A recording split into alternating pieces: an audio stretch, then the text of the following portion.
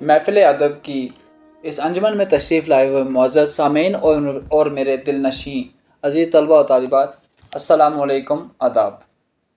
میں کس و ناقص خاطر تمہاری آیا ہوں، میں کس و ناقص خاطر تمہاری آیا ہوں، ادب کے کچھ فکرے تمہارے لیے لایا ہوں۔ اسی شعر کی مناسبت سے آج ہم اپنے موضوع کی جانب راغب ہوتے ہیں، اور جس موضوع کے تعلق سے گفتگو کریں گے وہ نور شاہ کا افسانہ آسمان، پھول اور لہو ہے۔ تو چلیے آج پہلے اس افسانے کا متن ہم پڑھتے ہیں، متن کے ساتھ ساتھ ہم اس کے متن کو سمجھنے کی کوشش کرتے ہیں، مشکل الفاظ کا معنی بھی ساتھ میں پڑھتے ہیں۔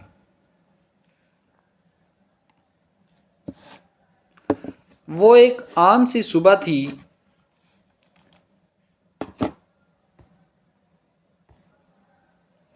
اور میں اپنے معمول کے مطابق مارکیٹ میں گھریلو ضروریات کی چیزیں خریدنے میں مصروف تھی کہ کھلونوں کی ایک دکان کے سامنے میرے قدم خود بخود رک گئے۔ اس لیے نہیں کہ اس دکان میں مختلف انداز کی خوبصورت اور سندر سی گڑیوں کی ایک دنیا آباد تھی، بلکہ اس لیے کہ 6-7 سال کا ایک معصوم سا لڑکا دکان کے مالک سے ایک گڑیا خریدنے پر اصرار کر رہا تھا۔ اس کی باتوں سے اس کے اندرونی جذبات کی تڑپ صاف صاف نظر آ رہی تھی۔ اس کے ایک ہاتھ میں گڑیا تھی اور دوسرے ہاتھ میں چند سکے۔ اس پیراگراف کے اندر جو بات کہی گئی ہے وہ یہ ہے کہ وہ جو صبح تھی کوئی نئی نویلی نہیں تھی، بلکہ عام صبح کی طرح وہ بھی صبح تھی، اور میں اپنے معمول کے مطابق یعنی روزانہ کے مطابق ہر روز جس طرح سے میں کام کرتی ہوں، کام پہ جاتی ہوں، اسی طرح سے میں مارکیٹ میں گئی ہوئی تھی، یعنی بازار میں گئی ہوئی تھی۔ اور بازار میں جانے کی وجہ یہ تھی کہ گھر کے لیے کچھ ضروری چیزیں میں وہاں سے خرید کر لے آؤں، اور وہاں پر جب میں بازار سے کچھ چیزیں خریدنے لگی تو وہاں پر مصروف ہو گئی، اور اچانک کھلونوں کی دکان پر میری نظر پڑی، جہاں پر ایک چھوٹا سا بچہ ہوتا ہے۔ اس بچے کو دیکھ کر میرے قدم خود بخود رک جاتے ہیں۔ اس کی وجہ یہ تھی کہ اس دکان میں کچھ مختلف انداز کی جو خوبصورت اور سندر یعنی پیاری پیاری گڑیوں کی ایک دنیا آباد تھی۔ اس کی وجہ یہ نہیں تھی، بلکہ اس لیے یعنی اس کی وجہ یہ تھی کہ 6-7 سال کا ایک معصوم سا لڑکا دکان کے مالک سے ایک گڑیا خریدنے پر اصرار کر رہا تھا۔ یعنی وہاں پر ایک چھوٹا سا 6-7 سال کا بچہ تھا جو دکاندار سے اس بات پر لڑ رہا تھا کہ مجھے یہ گڑیا دے دو، مجھے یہ گڑیا دے دو۔ تو اس کی باتوں کو سننے کے بعد میرے اندرونی جذبات جو تھے وہ تڑپ اٹھے، اور وہاں سے مجھے صاف صاف اس کی تڑپ نظر آنے لگی۔ اس کے ہاتھ میں ایک گڑیا تھی اور دوسرے ہاتھ میں کچھ سکے رکھے ہوئے تھے، یعنی اس کے دوسرے ہاتھ میں کچھ پیسے تھے۔ آگے کہتے ہیں، دیکھو تمہارے ہاتھ میں پڑی یہ ریزگاری، میں 2 بار گن چکا ہوں، اس چھوٹی سی رقم سے تم یہ گڑیا خریدنے کے بارے میں سوچ بھی نہیں سکتے۔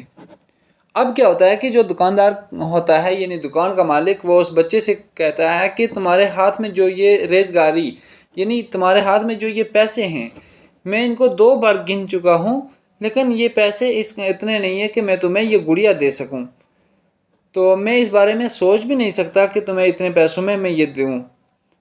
پھر اس معصوم سے لڑکے نے میری طرف دیکھا اور کہا، آنٹی کیا میں ان پیسوں سے یہ گڑیا نہیں خرید سکتا؟ پھر کیا ہوا کہ وہ چھوٹا معصوم سا جو بچہ تھا، اس بچے نے میری طرف دیکھا اور کہا، آنٹی جی کیا میں ان پیسوں سے گڑیا نہیں خرید سکتا؟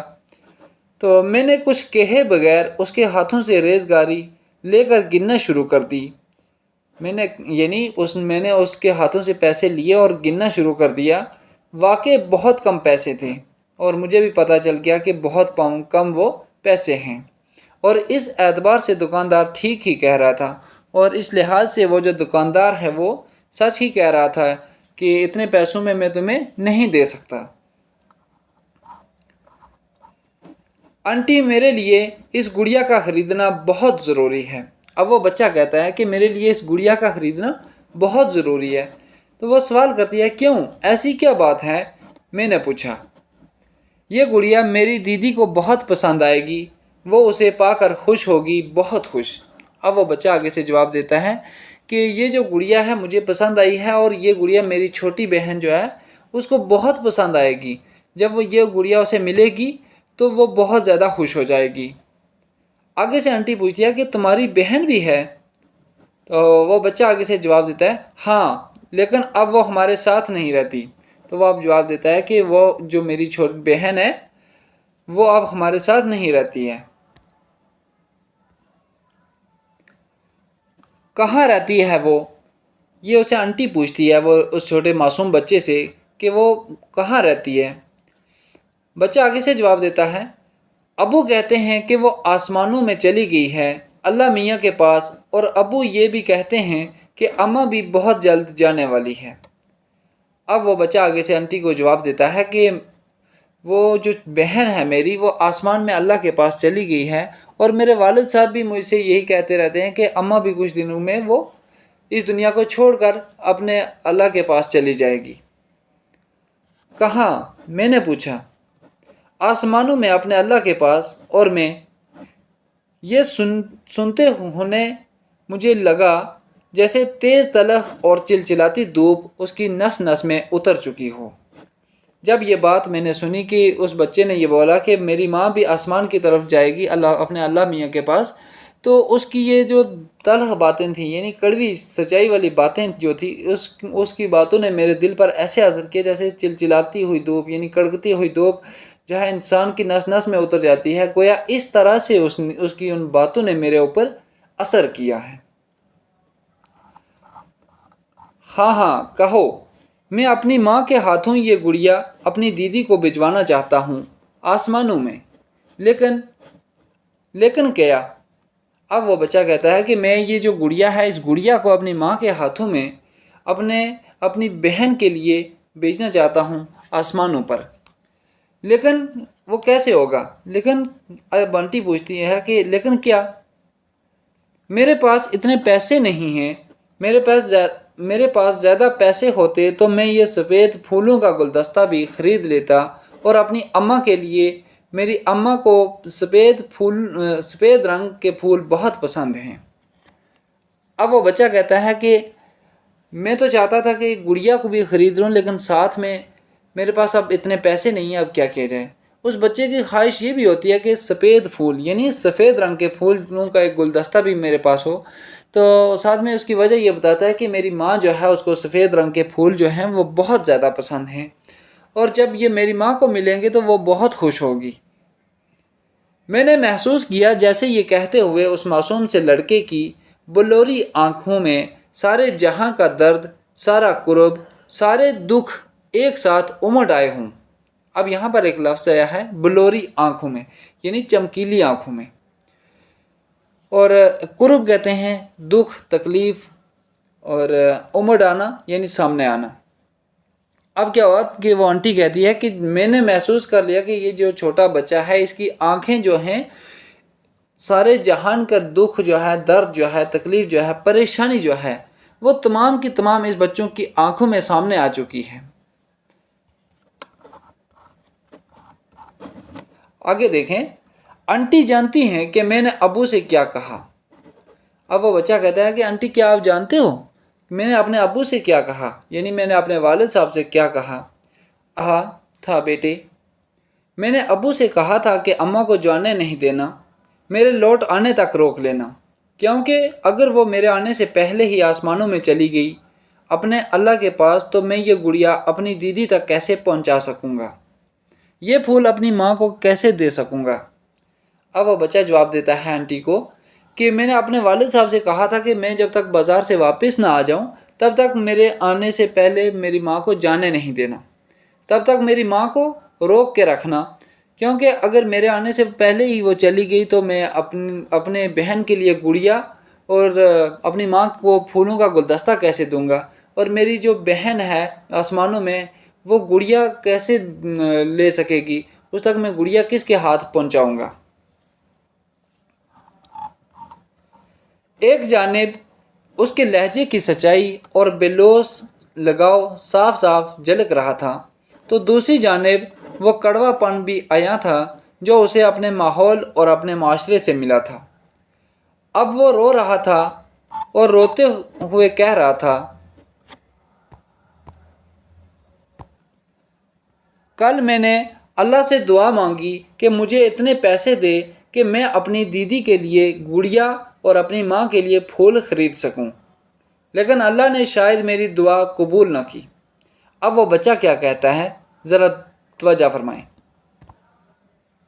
جب اس بچے کی آنکھوں میں اس آنٹی نے سارے جہان کا قرب دیکھا، اور اس کو دیکھتے ہوئے جب اس نے وہ ذکر کیا کہ میری ماں کو میں نے اپنے والد صاحب کو کہا تھا کہ جب تک میں واپس نہ آ جاؤں تب تک میری ماں کو جانے نہیں دینا، اور اس بات کو لے کر جب وہ رو رہا تھا، تڑپ رہا تھا، تو اس وقت اس نے کہا کہ میں نے کل ہی اپنے اللہ سے دعا کی تھی کہ اے میرے اللہ، اے میرے پروردگار، مجھے تو اتنے پیسے دے دے کہ میں اپنی دیدی کے لیے گڑیا خرید سکوں اور اپنی ماں کے لیے پھولوں کا گلدستہ خرید سکوں، لیکن شاید اللہ نے میری دعا قبول نہ کی۔ اب آگے آنٹی کیا جواب دیتی ہے، نہیں بیٹا، ایسا نہیں کہتے، اللہ سب کی سنتا ہے، اور پھر تم اس قدر معصوم ہو پھول کی مانند، اس نے تمہاری ضرور سن لی ہوگی۔ دیکھو اب تم اپنے سارے پیسے میرے پرس میں ڈال دو۔ اب آنٹی آگے سے کیا کہتی ہے کہ بچے ایسی بات نہیں کرتے، اللہ تعالیٰ ہر ایک کی دعا سنتا ہے، ہر ایک کی بات کو مانتا ہے، اور پھر تم جو ہے اتنے معصوم سے بچے ہو، جیسے ایک پھول ہوتا ہے، پھول کی مانند ہو، تو اللہ نے تمہاری بات ضرور سن لی ہوگی۔ اب تم ایسا کرو کہ تمہارے ہاتھ میں یہ جو پیسے ہیں، یہ سارے کے سارے پیسے میرے پرس میں ڈال دو۔ بچہ آگے سے کہتا ہے کہ ایسا کرنے سے کیا ہوگا؟ اس نے سوال کیا، بچے نے کیا سوال کیا کہ اگر میں نے ایسا کیا تو کیا ہوگا؟ آگے سے آنٹی جواب دیتی ہے، میرے پاس جادوئی پرس ہے، تم ڈال تو دو اور پھر دیکھتے جاؤ کہ جادوئی جن کیا کرتا ہے۔ اب کیا کہ آنٹی کہتی ہے کہ تم میرے پرس میں اپنے پیسے ڈال دو، پھر اس کے بعد دیکھتے جاؤ کہ جادوئی جن کیا کام کرتا ہے۔ اس بچے نے اس نے ہاتھ میں پڑی ریز گاری میرے پرس میں ڈال دی، اور میں نے دکاندار کی جانب دیکھتے ہوئے کہا، بھائی صاحب، یہ گڑیا اور پھول پیک کروا دیجئے، مجھے بتا دیجئے کہ کل کتنے پیسے بنتے ہیں۔ اب وہ آنٹی کیا کہتی ہے کہ جب اس نے پیسے لے لیے، اپنے پرس میں ڈلوا لیے، اس کے بعد اس نے دکاندار سے کہا کہ بھائی صاحب، آپ مجھے بتاؤ یہ گڑیا اور پھول جو ہیں کتنے کے ہیں، یہ پیسے مجھے ہی بتانا، اس بچے کو نہیں بتانا، اور یہ گڑیا اور پھول جو ہیں یہ دونوں چیزیں پیک کر دو۔ دکاندار نے اس نے دونوں چیزیں پیک کر دیں اور کاغذ پر رقم لکھ لی۔ میں نے پرس کھول کر دونوں کی قیمت ادا کی۔ اس وقت کیا ہوا کہ جب دکاندار نے دونوں چیزیں پیک کر دی اور ایک کاغذ کے اوپر اس کی قیمت لکھی کہ اس کی کتنی قیمت ہے، تو میں نے اپنا پرس جو تھا وہ کھولا اور ان دونوں کی جو قیمت تھی وہ اسے دے دی۔ اب تم جا سکتے ہو، تمہاری اماں تمہارا انتظار کر رہی ہوگی، تمہارے ابو بھی تمہاری راہ دیکھ رہے ہوں گے، اور ہاں سنو، اللہ نے تمہاری دعا قبول کر لی، تمہاری چیزیں تمہیں مل گئیں اور کچھ پیسے بھی بچ گئے، یہ سنبھال لو اپنے پیسے۔ اب آنٹی اسے کیا کہتی ہے کہ بچے، اب تم یہاں سے جا سکتے ہو، تمہاری ماں تمہارا انتظار کر رہی ہے، تم بے فکر ہو کر جاؤ، تمہارے ابو جو ہیں وہ بھی تمہارا راستہ دیکھ رہے ہوں گے، اور ہاں میری ایک بات سنو کہ اللہ نے تم نے جو اللہ سے دعا کی تھی وہ دعا اللہ تعالیٰ نے قبول کر لی، اور تمہاری چیزیں بھی تمہیں مل گئی، اور جو پیسے بھی تھے وہ بھی تمہارے پیسے بچ گئے۔ اور آنٹی کیا کرتی ہے، وہ اپنے بیگ سے، وہ پرس سے اپنے اس کے پیسے نکالتی ہے اور اس بچے کو واپس کر دیتی ہے۔ میں نے پرس کھول کر اس کی ساری ریزگاری اسے لوٹا دی۔ اب آنٹی نے اس کے پیسے واپس اس کے ہاتھ میں سونپ دیے۔ ایک ہاتھ میں ریزگاری اور دوسرے ہاتھ میں گڑیا اور پھولوں کا پیک لیے اس نے میری جانب اپنی بھرپور آنکھوں سے دیکھا۔ اب اس بچے نے کیا کیا کہ جب اس کے ہاتھ میں ریزگاری کو میں نے دیا اور اس کے ہاتھ میں گڑیا تھی اور ایک ہاتھ میں پھولوں کا پیک تھا، تو اس نے میری طرف اپنی بھرپور آنکھوں سے دیکھا، یعنی بری ہوئی آنکھوں سے دیکھا۔ ہاں آنٹی، اللہ نے میری دعا قبول کر لی، میں اب چلتا ہوں۔ اماں کے پاس ابو کہہ رہے تھے کہ اماں کے پاس بہت کم وقت ہے، وہ بھی آسمانوں میں جانے والی ہے اللہ کے پاس۔ اب بچہ کیا کہتا ہے کہ ہاں آنٹی جی، میری اللہ نے دعا قبول کر لی اور اب میں جا رہا ہوں، اماں کے پاس جا رہا ہوں، اماں میرے انتظار کر رہی ہے، اور میرے ابو کہہ رہے تھے کہ بیٹا جلدی آنا، کہیں ایسا تمہاری ماں کے پاس وقت بہت کم ہے، وہ بھی آسمانوں میں چلی جائے گی۔ میں اسے اس سمے تک دیکھتی رہی جب تک وہ میری نظروں سے اوجھل نہ ہوا۔ اب آنٹی کہتی ہے سمے، یعنی اس وقت تک، میں اس بچے کو اس وقت تک دیکھتی رہی، میری نگاہیں اس پر لگی رہی جب تک وہ بچہ میری نظروں سے غائب نہ ہوا۔ اوجھل کہتے ہیں غائب کو۔ جب جب بھی لوگوں کے ذہنوں اور دلوں میں نفرت، انتشار اور تشدد کی آگ بھڑکتی ہے تو خلوص اور محبت کے پھول جل کر راکھ ہو جاتے ہیں۔ 2 روز بعد میں اپنے لان میں بیٹھی اخبار پڑھ رہی تھی۔ ایک تصویر دیکھ کر میری نظریں جم کر رہ گئی۔ یہ تصویر ایک عورت کی تھی، خون میں لت پت، لہو کے رنگ میں ڈوبی ہوئی۔ اس مردہ جسم کے قریب ہی 2 چیزیں صاف نظر آ رہی تھیں، گڑیا اور سفید پھولوں کا گلدستہ۔ گڑیا جیسے دلہن بننے سے پہلے ہی بیوہ ہو چکی تھی، اور سفید پھول لہو کا رنگ اپنا چکے تھے۔ یہاں پر کہا گیا ہے کہ جب بھی لوگوں کے ذہنوں میں اور دلوں میں نفرت، انتشار یعنی جدائی، اور تشدد یعنی کسی کے اوپر ظلم و ستم کی آگ بھڑکتی ہے، تو اس کی وجہ سے کیا ہوتا ہے، خلوص اور محبت کے پھول جو ہیں وہ جل کر ختم ہو جاتے ہیں، راکھ ہو جاتے ہیں، یعنی سجی بن جاتے ہیں، یعنی کیا بولتے ہیں اسے، راکھ بن جانا۔ جو جیسے لکڑی جلاتے ہیں، لکڑی جلانے کے بعد کیا ہوتا ہے کہ چولہے کے اندر راکھ بن جاتی ہے، گویا اسی طرح سے جب انتشار اور کسی کے اوپر ظلم کیا جاتا ہے تو اس کی وجہ سے پھول جو یہ رشتوں کے اندر جو قدر و قیمت ہوتی ہے، محبت ہوتی ہے، وہ ختم ہو جاتی ہے، اس لکڑی کے سجی کی طرح۔ جو ایک لکڑی ایک کام آنے والی ہوتی ہے، اور جب جلنے کے بعد اس کی سجی جو ہے ناکارہ ہو جاتی ہے۔ تو کیا ہوا کہ 2 روز کے بعد آنٹی کہتی ہے کہ میں اپنے لان میں یعنی گھر کی بالکونی میں بیٹھی ہوئی اخبار پڑھ رہی تھی، تو میری نگاہ کے آگے ایک تصویر نظر آئی، اور اس تصویر کو دیکھ کر میری نظریں جو تھی ایک ہی جگہ پر رک گئی۔ اور یہ تصویر ایک عورت کی تھی جو خون میں لت پت، لہو کے رنگ میں ڈوبی ہوئی تھی۔ اس مردہ جسم کے قریب میں وہی 2 چیزیں صاف نظر آ رہی تھی، ایک گڑیا اور دوسری سفید پھولوں کا گلدستہ۔ گڑیا جیسے دلہن بننے سے پہلے ہی بیوہ ہو چکی تھی، یعنی وہ جو گڑیا تھی وہ ابھی شادی کی عمر تک پہنچنے سے پہلے ہی یعنی وہ مر چکی تھی اور وہ بیوہ ہو چکی تھی، اور سفید پھول جو تھے وہ اپنا رنگ اپنا چکے تھے، سفید پھول جو تھے وہ اپنا رنگ لال والا اپنا چکے تھے۔ اور کہاں سے لال رنگ آیا تھا؟ جو خون بہہ رہا تھا، یعنی اس ماں اور بیٹی کا جو خون بہہ رہا تھا، اس کی وجہ سے سفید پھول جو تھے وہ لال ہو چکے تھے۔ اور اس تصویر کے نیچے لکھا ہوا تھا کہ حلیمہ بی بی جو چند روز یعنی کچھ روز پہلے اپنی بیٹی خالدہ کے ساتھ ایک شادی میں شرکت کرنے کے لیے جا رہی تھی، اور سری نگر سے ورمل کے لیے وہ سفر کر رہی تھی، اور جب بس سٹینڈ تک پہنچی، بس سٹینڈ پر ایک گرینیڈ پھٹا تو اس کی وجہ سے وہ زخمی ہو گئی۔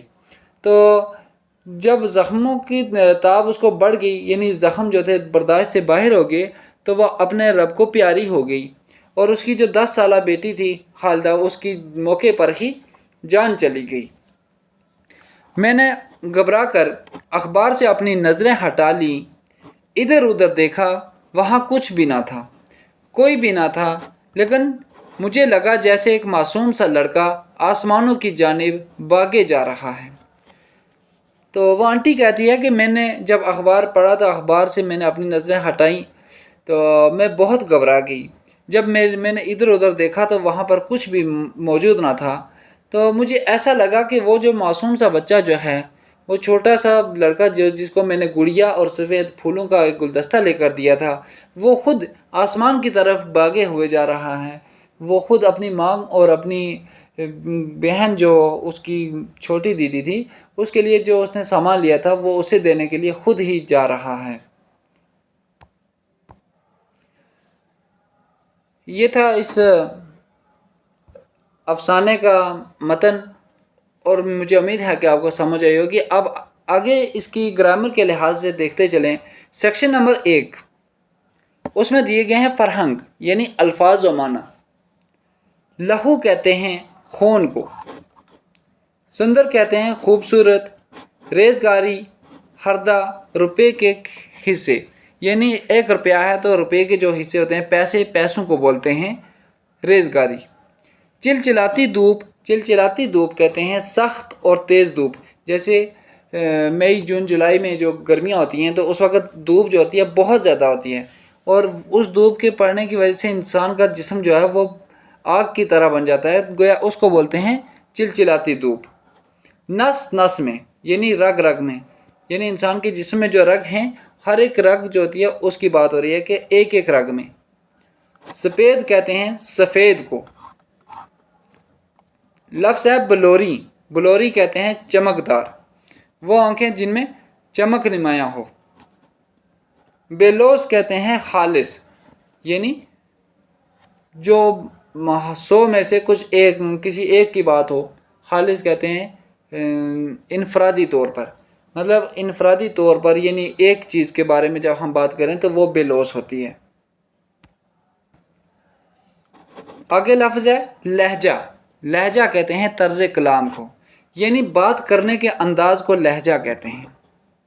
سمے کہتے ہیں وقت کو۔ گرینیڈ کہتے ہیں ہتھ گولا، یعنی ایسا بارود جو ہاتھ سے پھینکا جائے اسے گرینیڈ کہتے ہیں۔ سیکشن نمبر 2 میں دیا گیا ہے توضیحات۔ توضیحات ہوتی ہے خلاصہ، سمری۔ آسمان، پھول اور لہو ایک مختصر افسانہ ہے۔ مختصر افسانہ زندگی کے کسی ایک پہلو سے تعلق رکھتا ہے اور پوری زندگی کے بجائے اس کے کسی ایک مخصوص گوشے کی جھلک دکھاتا ہے۔ اس میں تفصیل کے بجائے اختصار ہوتا ہے۔ وحدت تاثر مختصر افسانے کا گن مانا جاتا ہے، یعنی سب سے اہم جز جو افسانے کا ہوتا ہے وہ ہے وحدت تاثر۔ مختصر افسانہ اس افسانے کو کہا جاتا ہے جو قاری کے ذہن پر ایک تاثر چھوڑ دے، لیکن یہ تب ہی ممکن ہے جب افسانے میں دلچسپی کا مرکز صرف ایک ہی ہو۔ اب یہاں پر ایک بات جو کہی گئی ہے وہ یہی ہے کہ آسمان، پھول اور لہو جو ہے یہ ایک چھوٹا سا افسانہ ہے، بالکل مختصر سا، اور مختصر افسانہ جو ہوتا ہے وہ زندگی کے کسی ایک پہلو سے تعلق رکھتا ہی ہے، اور پوری زندگی کے بجائے مطلب کسی ایک پہلو کے مطلب گوشے کی جھلک اس میں نمایاں ہوتی ہے، اور اس میں تفصیل اتنی وہ ڈیٹیل میں نہیں بات کی جاتی بلکہ اختصار سے کام لیا جاتا ہے۔ اور بنیادی کام جو ہے وہ افسانے کا بنیادی جز جو ہے وہ ہے وحدت تاثر، جو اس کی خوبی بھی مانی جاتی ہے، جو اسے دوسری صنفوں سے الگ کرتی ہے۔ جیسے صنف افسانہ اور صنف داستان کے درمیان بنیادی فرق ہے کہ داستان میں مافوق الفطری عناصر ہوتے ہیں اور اس میں افسانے میں وحدت تاثر ہوتا ہے، یعنی پڑھنے والے کے دماغ کے اوپر کوئی ایسا سوال چھوٹ جاتا ہے کہ آخر اگر لکھنے والا جو تھا اس نے لکھا کیوں اور اس کے لکھنے کی وجہ کیا تھی، اس کے آگے کیا ہوا ہوگا، یعنی ایسی کوئی چیز جو اب قاری کو اس کے بعد سوچنے پر آمادہ کر دے اسے کہتے ہیں وحدت تاثر۔ اور مختصر افسانہ اس افسانے کو کہا جاتا ہے یعنی جو قاری کے ذہن پر ایک تاثر چھوڑ دے، یعنی جو پڑھنے والا ہے اس کے ذہن پر کوئی سوال چھوڑ دے، لیکن یہ تب ہی ممکن ہو سکتا ہے کہ جب افسانے میں دلچسپی کا مرکز صرف ایک ہی ہو، یعنی افسانے کا مرکز جو تاثر ہوتا ہے یعنی جس کی وجہ سے افسانے میں دلچسپی بنی رہتی ہے اس کا مرکز ایک ہو۔ نور شاہ کا یہ افسانہ روزمرہ زندگی سے تعلق رکھتا ہے۔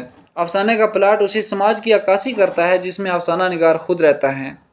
اس کہانی میں سچائی اور حقیقت ایک سادہ مگر دلکش تخلیقیت کے ساتھ بیان کی گئی ہے۔ تخلیقیت کہتے ہیں نمود کو، یعنی پیدا کی گئی، اور دلکش کہتے ہیں خوبصورت کو۔ اب یہاں پر ایک بات جو اور نہیں کہی گیا وہ ہے کہ نور شاہ کا جیسے تعلق سری نگر سے تھا تو اس افسانے میں اس کہانی کے اندر جو جھلک نظر آتی ہے وہ ان کے معاشرے کی، ان کے علاقے کی، ان کی تہذیب کی، ان کے تمدن کی نظر آتی ہے۔ اور یہ جو نور شاہ کا افسانہ ہے یہ کوئی الگ نہیں ہے، بلکہ یہ ان کی روزمرہ زندگی سے تعلق رکھنے والا ہے، یہ ہر ایک انسان کی زندگی سے تعلق رکھنے والا ہے۔ اور اس افسانے میں، اس کہانی میں جو بات بیان کی گئی ہے وہ اس میں سچائی اور حقیقت ہے، اور ایک سادہ مگر دلکش تخلیقیت کے ساتھ انہوں نے بیان کرنے کی کوشش کی ہے۔ اللہ کو پیارا ہونا ایک محاورہ ہے جس سے مراد مرنا ہے، یعنی اس دنیا سے چلے جانا، یعنی اپنے حقیقی مالک کی طرف چلے جانا، اسے کہتے ہیں اللہ کو پیارا ہونا۔ سفید جو ہے یہ فارسی کا لفظ ہے، اردو میں اسے سفید کہتے ہیں۔ سفید سے مطلب سفید رنگ ہے۔ سفید کورے کاغذ کو بھی کہتے ہیں جس پر کچھ نہ لکھا ہو۔ اب ایک ہی بات یہاں پر نہیں ہے کہ سفید جو لفظ ہے یہ فارسی کا ہے اور اسے اردو میں سفید کہتے ہیں، اور سفید سے مطلب یہ بھی ہے کہ سفید رنگ، اور جو وائٹ کاغذ ہوتا ہے، مطلب وائٹ پیپر جو ہوتا ہے، اس کو بھی کیا کہتے ہیں؟ سفید کہتے ہیں، یعنی جس پر کچھ نہ لکھا ہو اسے سفید ہی کہتے ہیں۔ یہ تھا ہمارا موضوع جو آج ہم پڑھ رہے تھے، افسانہ آسمان پھول اور لہو، اور اس کے الفاظ و معنی اور اس کی توضیحات آج ہم نے مکمل کی ہے۔ اب اگلے لیکچر میں ہم اس کے سوالات اور اس کی گرامر کو پڑھیں گے۔ تو اللہ حافظ۔